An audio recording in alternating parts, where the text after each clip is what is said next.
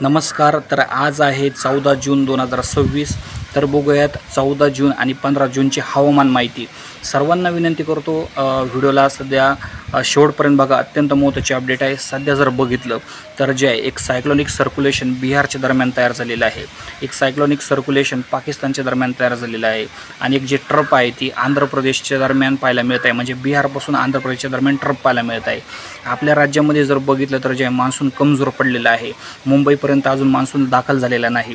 सध्या स्थिती जर बघितली तर जे पुढचे काही दिवस वातावरणीय बदल होण्याची शक्यता अत्यंत या ठिकाणी कमी आहे. त्यातच जर बघितलं तर जे पुढच्या काही तासांमध्ये सुद्धा जर बघितलं तर जे मोठा वातावरणीय बदल होणार नाही. सध्या स्थिती जर बघितली तर जे मान्सून कमजोर असल्यामुळे राज्यामध्ये पावसाची सुद्धा शक्यता कमी आहे. सध्या जर बघितलं तर जे सोलापूरच्या अतिदक्षिणेकडीलच्या भागापर्यंत मान्सून सध्या पाहायला मिळत आहे. काही ठिकाणी सांगितलं जात आहे की मुसळधार पाऊस होणार, जोरदार पाऊस होणार. अशा बातम्यांपासून सावध राहा.